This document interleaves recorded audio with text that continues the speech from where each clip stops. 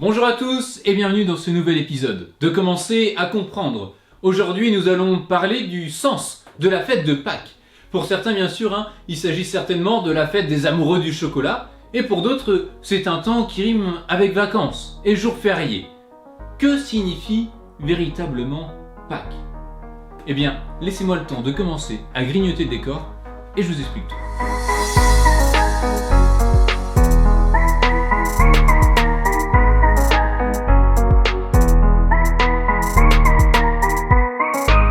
Bien sûr, le jour de Pâques, nous célébrons la résurrection du Christ. Souvenez-vous, après avoir consommé son dernier repas avec les apôtres, que l'on appelle la Cène, et dont nous faisons mémoire le jeudi saint, Jésus a été arrêté au mont des Oliviers. Il est alors traîné devant le Sanhédrin, puis devant Ponce Pilate, le gouverneur romain qui est en charge de la région. Jésus est alors condamné à mort. Il est flagellé, roué de coups, insulté. Il doit porter la croix sur laquelle il sera cloué jusqu'au lieu de son supplice. Jésus est ainsi crucifié au milieu de deux bandits, abandonné par ses apôtres à l'exception de Jean, qui se tient avec la Vierge Marie au pied de la croix.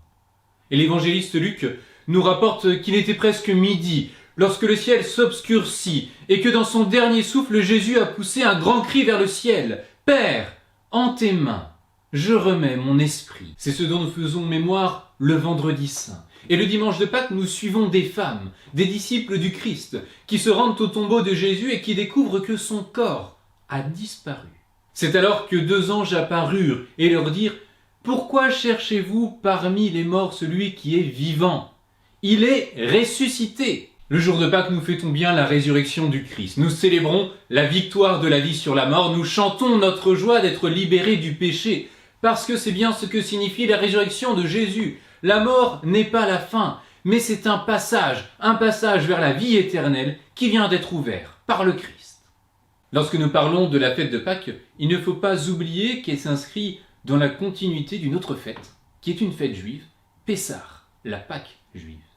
Lors de son dernier repas, Jésus fêtait Pessah avec ses disciples, c'est-à-dire qu'il faisait mémoire de la sortie d'Égypte du peuple hébreu à la suite de Moïse. Dieu libérait ainsi son peuple de l'esclavage et le conduisait vers la terre promise. Et à Pâques, nous, les chrétiens, nous célébrons le Christ qui nous libère de la mort et qui nous conduit vers la vie éternelle. Coïncidence? Je ne crois pas. De même, lorsqu'ils célébraient Pessah, les Juifs sacrifiaient un agneau en mémoire des agneaux que Dieu avait demandé à Moïse de sacrifier pour les protéger lors de la 10e et dernière plaie d'Égypte, une plaie qui provoquait la mort de tous les premiers-nés. Or, dès le début des évangiles, Jésus est désigné sous le titre d'agneau de Dieu, et de fait, il va se sacrifier pour nous protéger de la mort. Coïncidence? Je ne crois pas. Providence.